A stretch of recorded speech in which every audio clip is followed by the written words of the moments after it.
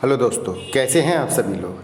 ठीक हैं? भगवान जी से यही प्रार्थना कि आप हमेशा स्वस्थ रहें, अच्छे रहें और खुशी रहें। ज़्यादा समय वेस्ट नहीं करते दोस्तों। आज के इस वीडियो में मैं आपके लिए क्लास 10th की एनसीईआरटी की मैथ, ठीक, कि यूनिट यानी कि अध्याय 10 सर्कल जिसे बोलते हैं व्रत से संबंधित कुछ फार्मूले मैं बताने वाला हूँ। क्या कुछ फार्मूले?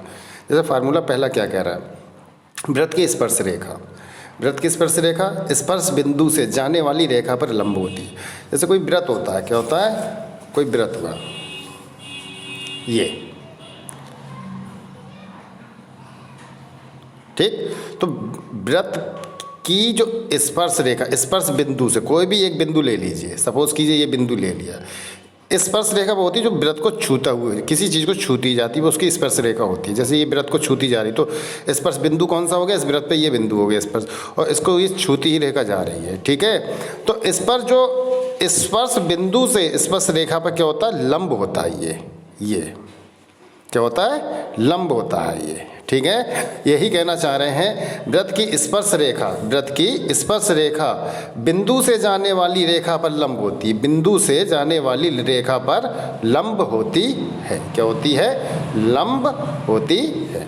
नेक्स्ट पॉइंट क्या करें? कोई दूसरा, वहाँ बिंदु से किसी बिंदु पर खींची गई दोनों स्पर्श रेखाओं लंबाइयाँ समान होती हैं, ठीक। वहाँ बिंदु से कोई भी बाहरी बिंदु ले लीजिए, ठीक। सपोज कीजिए एक व्रत ले लिया,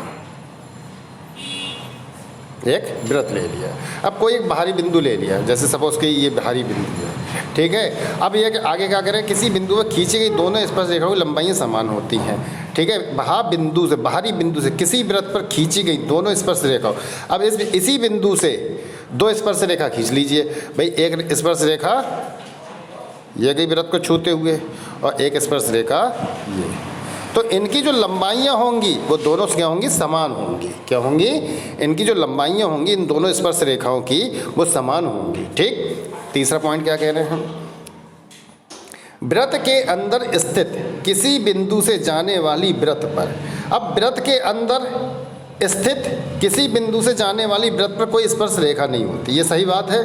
देखिए साहब, ये व्रत है, अब इस व्रत के अंदर से कोई बिंदु जा रही है, कोई भी रेखा जा रही, वो इसकी स्पर्श रेखा नहीं हो सकती। सपोज कीजिए ये रेखा गई, ठीक, तो इसकी स्पर्श रेखा नहीं, स्पर्श रेखा हमेशा बाहर, व्रत को बाहर से छूते हुए जाएगी, ठीक है। व्रत को बाहर से, अंदर से नहीं जाएगी, वो इसकी छेदक रेखा हो गई। क्या हो गई? छेदक रेखा। स्पर्श रेखा बाहर से ही छूती हुई जाएगी, अंदर से नहीं जाती, ठीक, हमेशा याद रखना। अब इसकी चौथा पॉइंट क्या कह रहे हैं?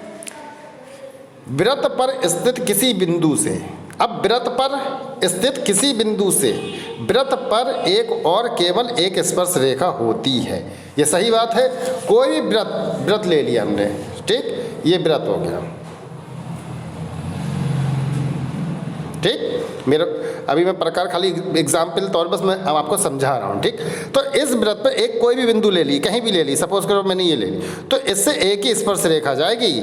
आपको कि दो चली जाए, चार चली नहीं, अगर दो बिंदु लेते हैं तो दो स्पर्श रेखा हो जाएंगी, तीन लेते हैं तो तीन स्पर्श रेखा, यानी तीसरी स्पर्श रेखा छूती जाएगी।